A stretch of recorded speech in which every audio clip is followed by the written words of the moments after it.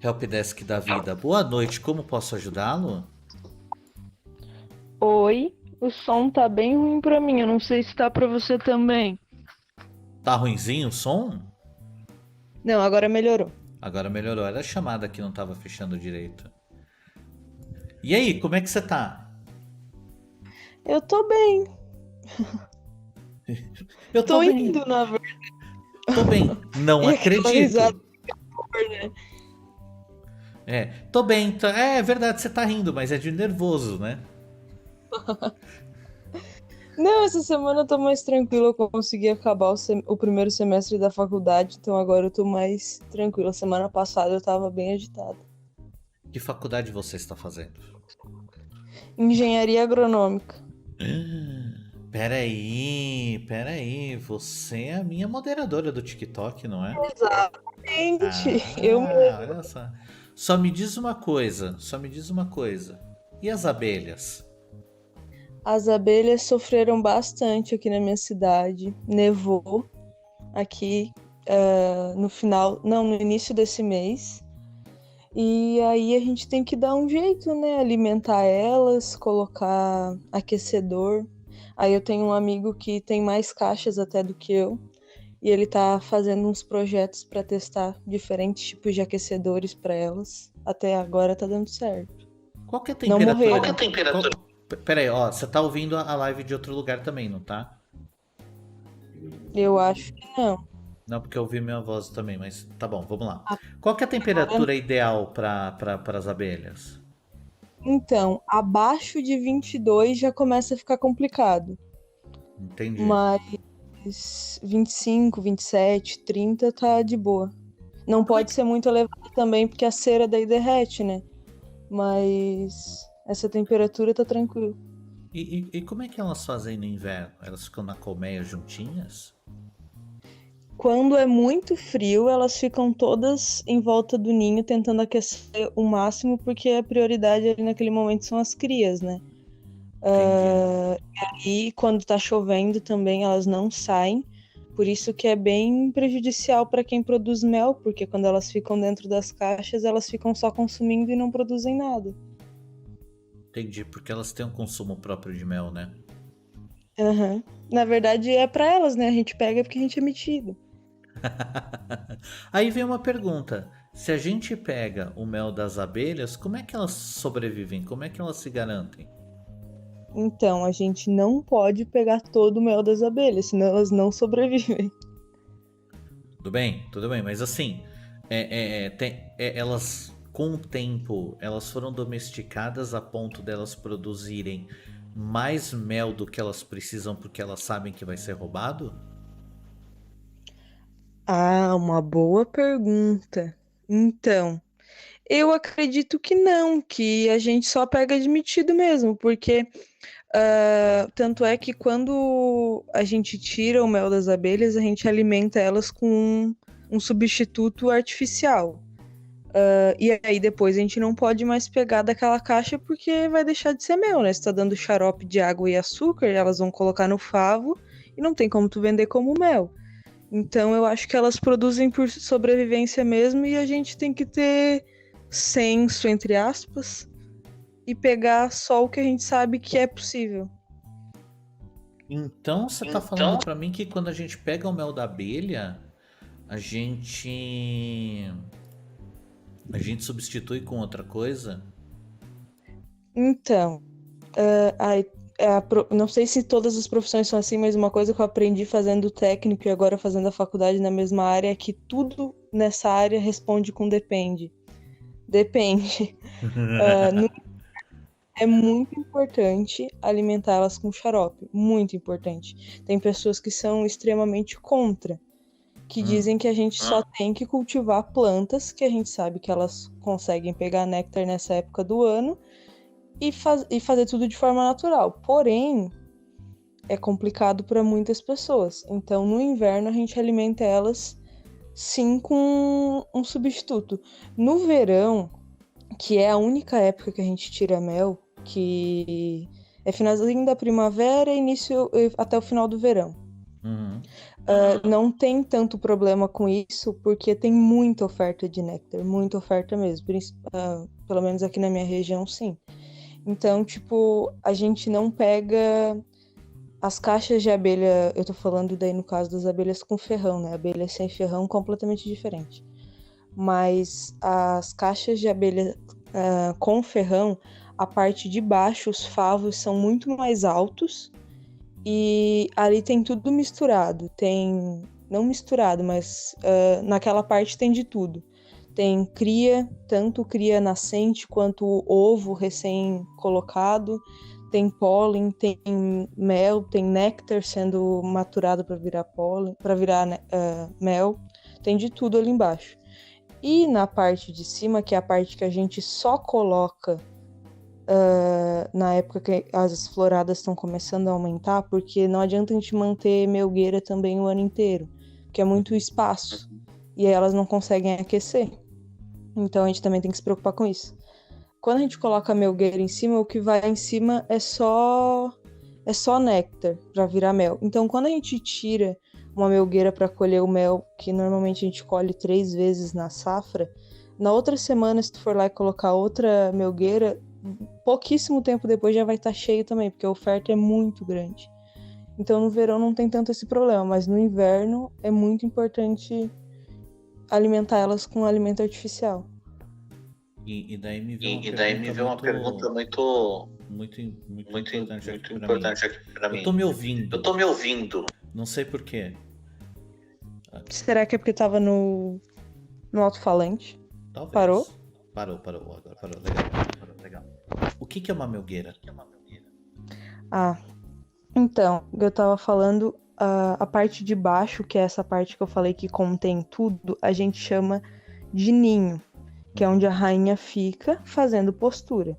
Uhum. Quando eu falo em melgueira, é uma caixa que tem a altura reduzida pela metade, praticamente, e ali só vai ter mel, porque a gente coloca uma tela excluidora no meio, entre o ninho e a melgueira, que tem o espaço entre um aramezinho e o outro, onde só passam as operárias para cima para depositar o néctar, que a caixa é fechada em cima, as abelhas entram pelo alvado, que é uma abertura na frente do ninho, sobem, ali elas têm acesso ao ninho, e elas são as únicas que conseguem passar para a melgueira e depositar o néctar lá. A rainha não consegue fazer postura em cima, porque ela tem o abdômen desenvolvido, e ela não consegue passar entre esse espaço que tem entre um arame e outro. Isso foi desenvolvido para não ter problema na hora da colheita de mel, de ter cria misturada no meio dos favos.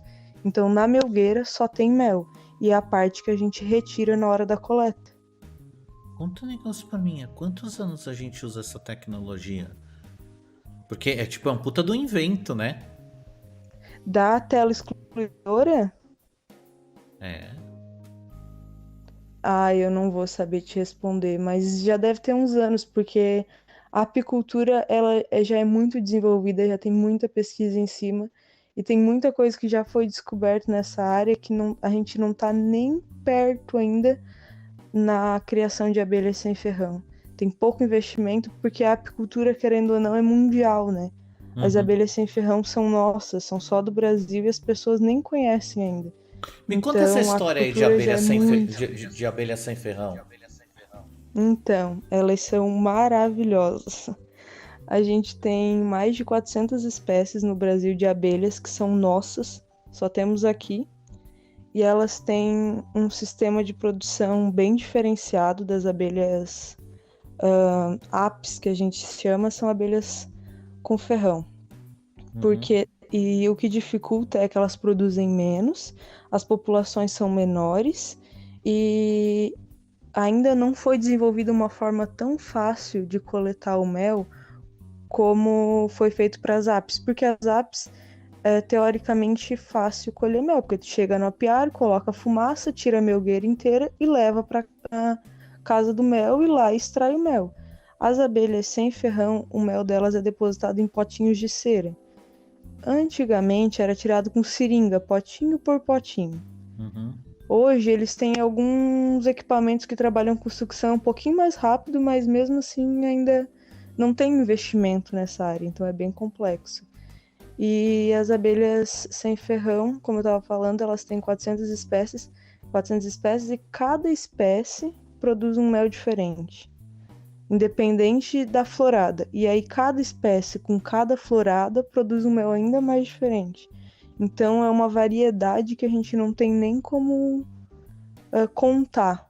E aí ele é muito valorizado no mercado externo, né? Ele é vendido a 1.000 e poucos reais o litro do mel. Porque o nosso mel brasileiro, então, ele é diferenciado. O mel brasileiro produzido pelas abelhas nativas dos biomas brasileiros é muito diferenciado. Entendi. E por causa disso, mais caro. Muito mais caro e porque produz menos também. E por que as nossas... Proporcionalmente. Por que as nossas abelhas nativas não têm ferrão? É a gente que fez elas sem ferrão ou elas são sem ferrão? Não. Elas se desenvolveram sem ferrão. Elas têm outras formas de se defenderem, porque também é uma coisa que as pessoas falam que as abelhas com ferrão são agressivas, né? O meu professor, que é meu orientador, tenta desmistificar isso. Ele fala que elas são defensivas, porque se tu não mexer com elas, elas não vão fazer absolutamente nada. Mas se tu mexer com elas, óbvio que elas vão se defender. E as abelhas sem ferrão desenvolveram outras formas. Talvez, porque são duas tribos das abelhas sem ferrão. A gente tem a Meliponine e a Trigonine. A Meliponine, se eu não me engano agora, é a que tem o ferrão atrofiado. Então, talvez por desuso durante muitos e muitos e muitos anos, o ferrão delas atrofiou. E elas não conseguem ferroar de jeito nenhum. Mas elas continuam sendo abelhas. E isso, continuam sendo consideradas abelhas. Mas em contrapartida, muitas têm a mandíbula super desenvolvida e aí elas conseguem morder. É literalmente as abelhas que mordem, porque as com ferrão não mordem, né? Elas ferrou. Mas... E dói muito pra caramba, principalmente porque elas conseguem pegar na pálpebra dos olhos. Eu tenho aqui uma pergunta do chat que pergunta assim: essas sem ferrão são as Arapuá ou Arapuã? Não sei. Arapuã? Irapuá, Irapuã, abelha cachorro são vários nomes para uma única espécie. As irapuás fazem parte, sim, das abelhas sem ferrão, porém elas não têm uma importância econômica tão grande porque o mel delas não é consumido, porque são abelhas que a gente chama de parasitas. Elas entram em outras colônias para saquear. Quando não tem florada, elas voam em qualquer coisa para conseguir produzir mel, então não tem nenhuma qualidade no mel que é produzido, então não é consumido também. E elas são super defensivas, elas são conhecidas por enrolar no cabelo, então não tem criação de irapuá, mas é uma das espécies. Tá. Até a mesma pessoa comentou aqui, essas são as que grudam no cabelo, né? Só aquelas menorzinhas então, não é? São pretinhas, a irapuá é pretinha com a patinha de trás amarela, marrom, amarelado. Tá, uma coisa que também eu tô recebendo aqui no Twitch aqui. Gente, e essa aula sobre abelhas? Manda meus parabéns para ela, tio. Aí, ó. Os parabéns do Muito obrigada. Estão mandando. E, cara, eu acho o máximo quando vocês falam assim, não, porque essa é aquela que tem o corpo preto com a patinha amarela. Como é que vocês enxergam? Não, porque é um bicho desse tamanho, tá voando. Ah, não, tô vendo daqui a patinha amarela. Mas quando elas pousam, né, em algum lugar a gente consegue observar. E aí o que dificulta é que tem muitas muito parecidas. Então daí tem que ter um conhecimento muito maior. Tem uma mulher que eu tive o prazer de conhecer ela, que ela trabalha nessa área. Que eu fiz um mini curso junto com ela. Na verdade, eu entrevistei ela. Num mini curso que o grupo que eu participo faz parte. E ela é formada na área de taxonomia e ela estuda isso. Então ela sabe o olho, ela sabe a espécie de abelha diferenciar pelo formato do olho, pelo formato das antenas, pela forma que as asas, tudo. Ela consegue identificar tudo através de microscópio e ela vai lá e identifica as espécies. Não, beleza, através de microscópio. Através de microscópio, beleza, tô dentro e tudo mais, mas é aquele negócio, é que nem aquelas propagandas da dengue, né? Não, porque o Aedes aegypti, ele tem esse nome porque ele tem o corpo rajado e tudo mais. Gente, Eu não.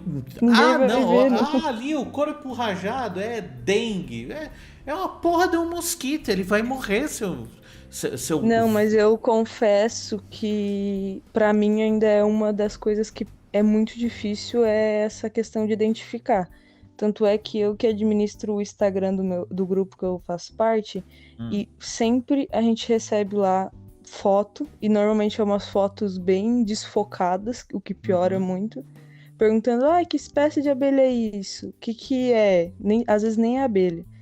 Mas as pessoas mandam lá pra gente identificar e eu sempre tenho que recorrer ao restante do grupo porque é bem difícil. Você mandou uma foto cagada e daí você vê. Pera aí, que abelha é essa? Daí você olha, é um cachorro isso daí.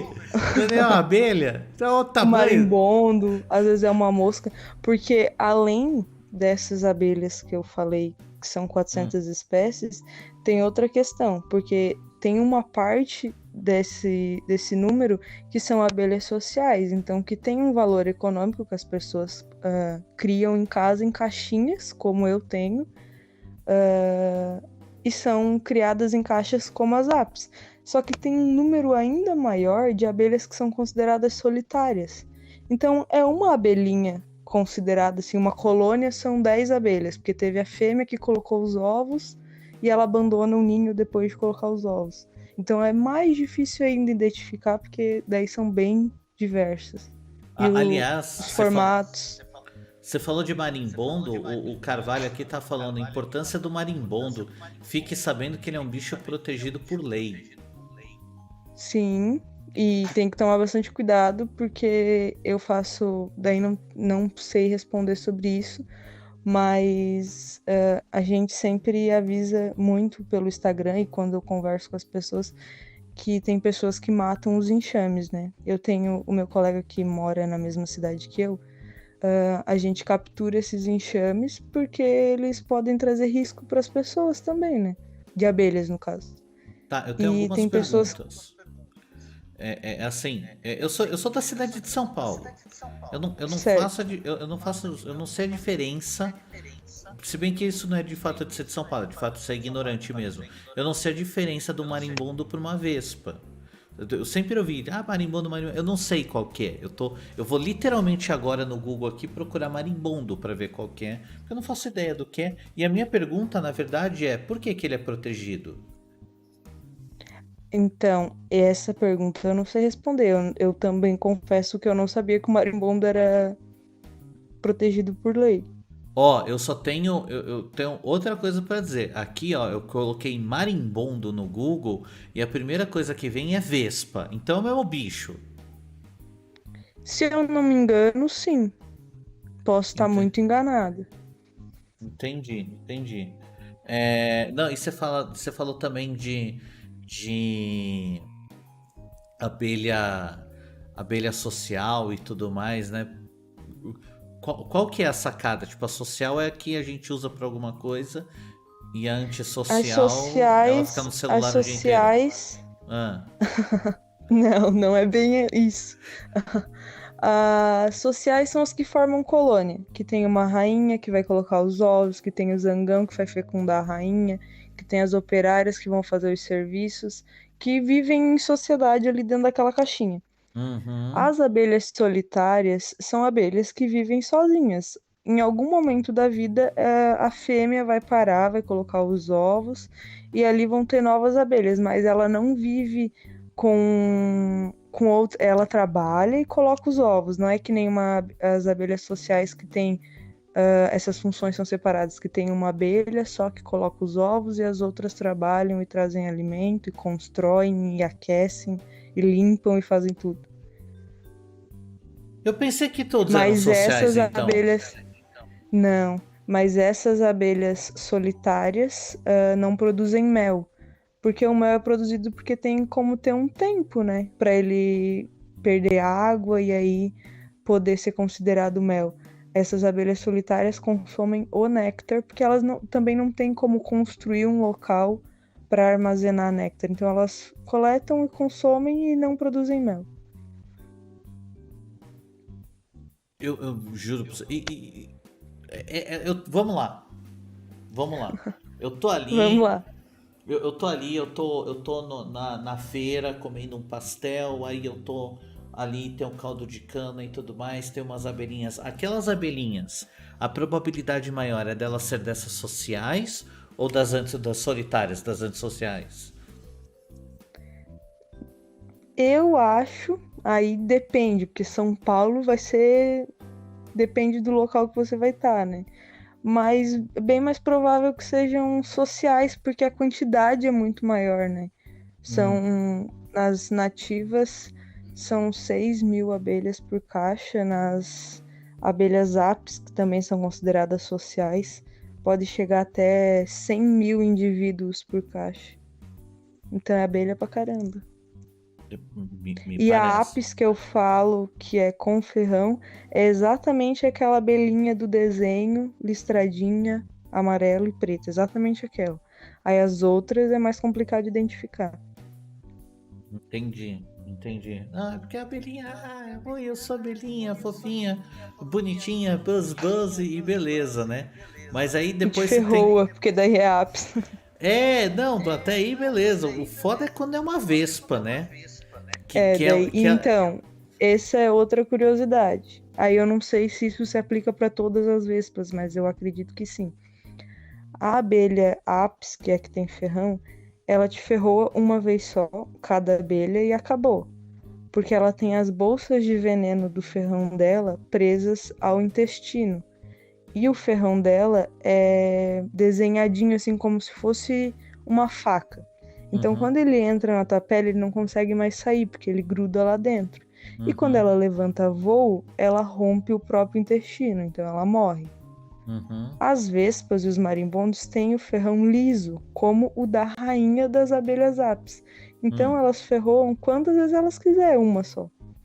Aí é mais complicado. Então a abelha é um bicho mais kamikaze mesmo, né? Já, já a vespa e o marimbondo é um filho da puta. É isso. E não produz, e não sei qual é a importância. Talvez serviços de. Não sei, realmente não quero falar besteira. Mas as abelhas ainda produzem o mel, né? Você sabe que você tá E no meu alguns outros canal, né? produtos. Esse negócio de não falar besteira, a gente. Esse barquinho já zarpou pra gente. O que eu mais falo aqui Ignora. o que eu mais falo aqui é besteira. Mas eu literalmente tô perguntando aqui pro Google, por que o marimbondo é protegido? E eu Eu não vou. sei responder, realmente não sei. As abelhas, eu sei que tem várias leis que protegem elas pelo serviço de polinização, várias coisas diferentes. Tanto é que esse serviço que eu falei que eu e o meu colega fazemos de captura, a gente faz porque elas estão correndo um risco ou oferecendo um risco. Se as abelhas estiverem no tronco de uma árvore lá no meio do mato, a gente não pode retirar de jeito nenhum, porque elas Já estão no achei. habitat delas É, e elas são protegidas. a vespa é protegida porque é predador de praga de plantação. Ah, claro, eu fazendo agronomia e dando uma de tança. É controle biológico. Bah, Elas guria, tu tá servem sendo isso. tança? Nossa, verdade. Deixa eu te Eu perguntar uma sou coisa. aqui Não, não, 14 quilômetros pra frente da minha casa, Rio Grande do Sul. É extremo sul de Santa Catarina. não, já, vamos falar de Santa Catarina e Balneário Camboriú, como é que vai? Olha, é bem longe da minha casa, bem longe mesmo, mas a família da minha madrasta é de lá. E tá complicado o negócio lá, né? Eu só vou pra lá uma vez por ano, então também não sei responder. Mas pelo que eu vejo na internet tá bem complicado. Eu só fico pensando naquela galera despejando aquela areia ali. Nossa, não faz sentido. E o problema é que aquele local ali, eu não sei quem é que vai tomar banho lá. Mas eu não iria, é bem complicado. A água Né? não é muito bonita assim, não. Mano, não, é porque eu tava vendo as reportagens hoje, aí você soltou, você disparou no sotaque aí eu lembrei de Balneário Camboriú e foda-se as abelhas, eu só quero saber do ecossistema lá embaixo sendo destruído pra pegar toda aquela Em- areia, pra fazer um bagulho que vai destruir mais ainda o ecossistema de cima. Aquela cidade é bem complicada. E vai O continuar sendo prefeito dela gosta de quebrar recordes, então ele constrói prédios e prédios e prédios, e a maior roda gigante de não sei o que, e o maior prédio de não sei o que. Bem. E não E a população que se lasque, né? Não, e não o suficiente, né? Eles estão botando todo aquele negócio de areia ali pra continuar o sol sendo tapado pelos prédios, né? Sim, porque só se eles tapar mais, sei lá, 6 quilômetros pra dentro pra conseguir pegar sol na areia. Mas esse problema já é de um tempo, agora tá piorando, mas faz um tempo já que isso tá acontecendo. Sim. Eu ia falar das vespas, que agora eu lembrei. Quando elas são usadas para controle biológico, tem uma lagarta, que come as folhas do milho, da soja, dessas plantas assim, e aí as vespas são usadas para controle biológico porque elas colocam os ovos delas dentro da lagarta, e aí quando os ovos eclodem, a lagarta morre. Por isso que é usado como controle biológico. E as larvas dos ovos comem a lagarta? Daí, talvez, bem provável que sim. Mas é porque quando eles eclodem, a lagarta, né, já era. Cara, por isso que talvez eles sejam protegidos por lei. Eu acho que a gente podia fazer isso também, em vez da gente gestar os nossos filhos dentro das mulheres. A gente, tipo, pega o feto, coloca dentro de uma vaca, ele vai crescendo lá, se alimentando do animal, e quando nasce, tipo, sai meio alien, assim. Eu só Quem queria... sabe daqui a alguns milhões de anos. Sim, total, não, só a favor. Eu vou só comentar aqui, botar o comentário aqui do Ítalo, que deu uma destacada. Tio Ed, me chama de Ursupu e vem ser meu mel. Cara, se minha mulher ouvir isso, ela vai te caçar, Ítalo Panda. Ai. Olha só, pra mandar pra Morena, todo. Você estava ontem ouvindo, ou assistindo o podcast? Eu já tô chamando de podcast, né? Fiquei arrogante já. Você já tava... Eu adoro podcast, inclusive. Você tava ontem vendo... Eu assisti pelo YouTube um pedaço só. Não assisti tudo, não. Não, porque ontem a gente tava com um cara que tava meio perdido com a Morena e tudo mais. Aí o Ítalo tá falando, né? Pra ele mandar pra Morena. Gata, não sou apicultor, mas posso tirar o mel da sua boca. É legal, né? Os caras já estão aí garantindo maneiras de garantir... dá pra fazer vários. Não, ótimas maneiras de garantir a própria virgindade, né? Porque quem cair nessa conversinha, por favor, né?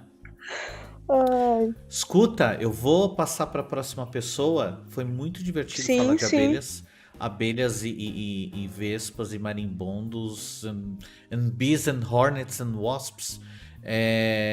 Quer deixar um último recado antes de eu te dropar?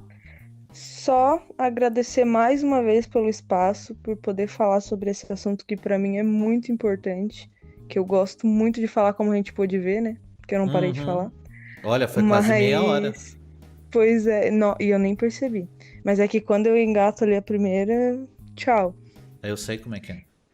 E só agradecer a você por ter deixado esse espaço para eu poder falar mais uma vez, pelo tempo aí, e pro pessoal que tá ouvindo a gente. Só isso mesmo. Eu que agradeço, foi divertidíssimo. Mas agora eu vou te dropar pro próximo. Tchau. Certo, tchau. E você que acabou de assistir esse vídeo, não se esqueça de se inscrever, curtir, compartilhar, participar toda noite, às 9 da noite, no helpdeskdavida.com.br. Você pode participar ao vivo como você viu dessas pessoas.